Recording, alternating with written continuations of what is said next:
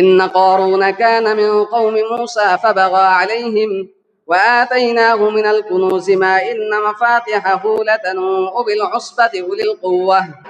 তাওরাত কিতাবের হাফেজ ছিলেন মাত্র তিনজন। এক হচ্ছে হযরত মূসা আলাইহিস সালাম, দুই হচ্ছে ওনার ভাই হযরত হারুন আলাইহিস সালাম, তিন নম্বর ছিল কারুন। আর কারুন ছিল হযরত মূসা আলাইহিস সালাম ও হারুন আলাইহিস সালামের আপন চাচাতো ভাই প্লাস ওনাদের আপন বোন জামাই। আল্লাহ তাআলা তাকে এই ইলমের যে তাওরাতের যে ইলম, এটা আল্লাহ তাআলা তাকে দিয়েছিলেন কারুনকেও। তো দেখুন, যখন তার সম্পদ এত ছিল যে এক একটা গোডাউনের জন্য একটা চাবি না, 70টা গোডাউনের জন্য একটা চাবি, 70টা গোডাউনের জন্য একটা চাবি। আর এভাবে করে তার এতগুলো চাবি ছিল, যেই চাবি 70 জন মানে প্রভাবশালী যুবক, শক্তিশালী যুবক বহন করতে তাদের পিঠ কুঁজো হয়ে যেত। এত সম্পত্তির মালিক আল্লাহ তাআলা এই কারুনকে বানাইছিলেন। সুবহানাল্লাহ। কারুনকে যখন আল্লাহ তাআলার নির্দেশে হযরত মূসা আলাইহিস সালাম বললেন, কারুন জাকাত দে। কারুন বলল, কতটুকু? মূসা আলাইহিস সালাম বললেন, 3 ভাগের 1 ভাগ। তখন সে বলল যে এত সম্পদ, মনে মনে ভাবলো যে আমি কিভাবে দেবো, এটা তো জীবনে দেওয়া যায় না। তখন সে কি করলো? মূসা আলাইহিস সালাম শুধুমাত্র তাকে কারুনকে বললো যে তুমি জাকাত দাও। সে জাকাত দিতে অস্বীকৃতি জ্ঞাপন করলো এবং সে দিল না। এবং সে চেষ্টা করলো যে মূসাকে যদি সরায় দেওয়া যায় তাহলে মূসা আর জাকাতও চাইতে পারবে না, সমাজের মধ্যে কোনো আদেশ নির্দেশও দিতে পারবে না। তো কি করা যায়? মূসার বিরুদ্ধে ষড়যন্ত্র, গল্প আপনারা সবাই জানেন। তারপরে আবার বলি যাতে করে আমাদের শিক্ষা হয়। কুরআনুল কারীমের মধ্যে আল্লাহ তাআলা ফাউ ফাউ গল্প বলেন নাই। আল্লাহ তাআলা প্রত্যেকটা গল্প বলছেন এই দুনিয়ার মধ্যে এই সমস্ত ঘটনা ঘটবে, যার ফলে এই থেকে আমরা শিক্ষা গ্রহণ করতে পারি। শিক্ষার বাইরে আল্লাহ তাআলা কোনো ঘটনা এবং গল্প কোরআনে এমনিতেই অযথা অহেতুক তিনি বর্ণনা করেন নাই। তো প্রিয় ভাইরা, হযরত মূসা আলাইহিস সালাম যখন এই মূসা আলাইহিস সালাম যখন যাকাত দেওয়ার কথা বললেন, কারুন চিন্তা করলো যাকাত তো দেওয়া যায় না, কি করা যায়? যেভাবেই হোক মূসাকে মাইনাস করতে হবে। তো মূসা আলাইহিস সালামের ব্যাপারে ষড়যন্ত্র আটলো কোন এক মহিলাকে।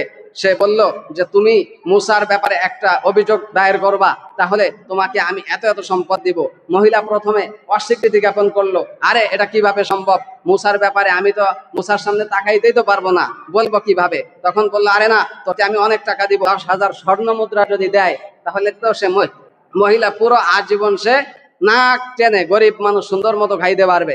গরিব মানুষ, সুন্দরী মানুষ যদি মূসার বিরুদ্ধে অভিযোগ তোলে তাহলে মানুষ এটা বিশ্বাস করতে পারে। মূসা আলাইহিস সালাম গেলেন ঈদগাহের ময়দানে, ঈদগাহের খুতবা দিচ্ছেন। ঠিক যখন খুতবা শেষ তখন কারুন প্রশ্ন করলো, হে মূসা, নবী মূসা, আপনার কাছে একটা প্রশ্ন। কি প্রশ্ন? প্রশ্ন হচ্ছে যদি জেনা করে কোনো ব্যক্তি তাহলে তার শাস্তি কি? মূসা আলাইহিস সালাম জবাব দিলেন, তাহলে তাকে পাথর মেরে হত্যা করে ফেলতে হবে। তাহলে বলল, এই জেনা যদি আমি করি? তাহলে বলল, তোমার ব্যাপারে ওই শাস্তি। মূসা আলাইহিস সালামকে কারুন পাল্টা প্রশ্ন করলো, যদি আপনি করেন? তাহলে বলল, আমার জন্য একই শাস্তি। তখন মহিলাকে বললো, এই মহিলা দাঁড়া, বাড়িতে যে ঘ্যানর ঘ্যানর করবি, পরে ফুসুর ফাসুর করবি, এটা চলবে না। এখন বল যা হয়েছে, কি হয়েছে সত্যি বল। তখন সে দাঁড়িয়ে বলল, হে নবী মূসা, আপনি আমার সাথে জেনা করেছেন। নাউজুবিল্লাহ মিন যালিক। মূসা আলাইহিস সালাম বললেন, ওই বেয়াদব মহিলা, কি বললি? সাথে সাথে মহিলার অবস্থা চেঞ্জ। মহিলা থরথর করে কাঁপে আর কয়, সরি সরি, আমাকে শিখিয়ে আনছিল কারুন। আমাকে শিখায় আনছে কে? কারুন। তখন মূসা আলাইহিস সালাম আল্লাহকে ডেকে বললেন, হে আল্লাহ, তুমি বিচার করবা না, আমি বিচার করব।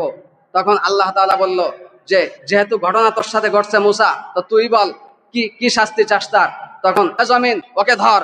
জমিনকে বলার সাথে সাথে জমিন তার পা এই টাকনো পর্যন্ত গেড়ে ফেললো। তখন সে 1000বার চেষ্টা করার সত্ত্বেও সে আর পারলো না। তখন বারবার সে বলতেছে, হে আমার আত্মীয়, হে মূসা, তুমি আমাকে আমার ব্যাপারে আল্লাহর কাছে ক্ষমা চাও, আমি তোমার কাছে মাফ চাই, তুমি আমাকে মাফ করে দাও। তারপর মূসা আলাইহিস সালাম বলে না। তারপরে মূসা আলাইহিস সালাম আবার বলল, হে মাটি, ওরে গ্রাস করে নে। তখন হাঁটু পর্যন্ত গ্রাস করে নিল। এরপর বিভিন্ন তাফসীরের মধ্যে এবং হাদিসের মধ্যে আসছে এই কারুনের কান্না এই পরিমাণ হয়েছিল যে সামনে পুরা মাটিগুলো এটা কাদা কাদা হয়ে গিয়েছিল। এমত অবস্থায় তখন আল্লাহ তাআলা মূসারে বলে, হে মূসা, তোর কি মায়া লাগে না? আমার তো মায়া লাগছে, তুই কি তারে মাফ করবি না? তখন মূসা আলাইহিস সালাম এমনি গরম মেজাজের মানুষ ছিলেন। মূসা আল্লাহকে বললেন, হে আল্লাহ, আমি বান্দা, তুমি আল্লাহ, তুমি দয়ার সাগর বলেই তুমি আল্লাহ হইতে পারছো, যদি আমার তোমার মতো ওই রকম ইয়া থাকতো, দয়া থাকতো, তাহলে আমি তোমার স্থান অধিকার করতাম। অতএব আমি তো আর খোদা না, আমার অত মায়া নাই। এখন তুমি বলো, হে আল্লাহ, তুমি কি আমাকে আদেশ করছো তাকে আমি মাফ করে দিব, নাকি রিকোয়েস্ট করছো? দুইটা দুইটা অপশন, তুমি আদেশ করছো আমাকে নাকি রিকোয়েস্ট করছো। তখন আল্লাহ বললেন, যেহেতু এটা তোর হকের সাথে সম্পৃক্ত, অতএব এটা আমি তোকে আদেশ করতে পারি না, এটা আমার রিকোয়েস্ট। তখন হযরত মূসা আলাইহিস সালাম বললেন যে, হে আল্লাহ, যেহেতু তুমি রিকোয়েস্ট করছো আমার কাছে এবং এটা আমার অধিকার, আমি চাইলে তাকে ক্ষমা করতেও পারি, নাও করতে পারি, অতএব আমি তাকে ক্ষমা করব না, আমি তাকে ক্ষমা করব না। তখন সে এই মাজা পর্যন্ত গেড়ে গেল। এই পর্যায়ে যখন গেল, তখন কারুন তো দেখলো যে হায়, আমার তো সবকিছু শেষ। মরণ কামড় যখন মানুষকে দেয়, তখন মানুষের আসল চিত্রটা কিন্তু ফুটে ওঠে। তখন কারুন স্পষ্টভাবে মুখের মধ্যে, জবানের মধ্যে বলল, আমার যে ধন সম্পদ, এই ধন সম্পদ দেখে তোর, হে মূসা, তোর আর তোর আল্লাহর লোভ সামলাইলো না, অতএব এই সম্পদ তোরা খা, আমি মরে যাই। নাউজুবিল্লাহি মিন যালিক। তখন মূসা আলাইহিস সালাম বললেন, হে আল্লাহ, তুমি দেখেছো এই জানোয়ার কি বলেছে, আমি তাকে এমনি এমনিতেই ক্ষমা করতে চাইনি, এখন তার আসল চিত্র বুঝতে পারছো? তখন আল্লাহ তাআলা বললেন, তাহলে আর কি করার? তখন মূসা আলাইহিস সালাম তার ব্যাপারে আরো বদদোয়া করলেন যে, আল্লাহ, এতক্ষণ যা হয়েছিল, তার যে ধন সম্পদ, যেহেতু তোমার নামে এবং আমার নামে সে অপবাদ দিয়েছে, ওর ধন সম্পত্তি সহ তুমি এই দুনিয়ার মধ্যে ডাবায় দাও। এরপরে আল্লাহ তাআলা সেই কারুনকে তো প্রথমে ডাবাইলই, কিন্তু তার ধন সম্পত্তির কারণে এবং তার এই দাম্ভিকতা এবং অহংকারের কারণে আল্লাহ তাআলা তার ধন সম্পত্তি সহ তাকে এখনো পর্যন্ত ডাবাইতেই আছে, কাল কিয়ামত পর্যন্ত ডাবাইতেই থাকবেন। নাউজুবিল্লাহি মিন যালিক। প্রিয় ভাই, এ থেকে আমাদের শিক্ষা কি?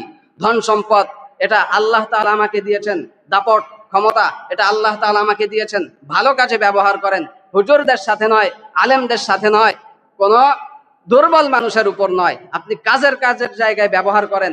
আল্লাহ তাআলা আমাদের সকলকে এই নিজেদের ধন সম্পত্তি এবং আমাদের যেই প্রতিপত্তি, এটা আল্লাহ তাআলা সঠিক কাজে ব্যবহার করার তৌফিক দান করুন।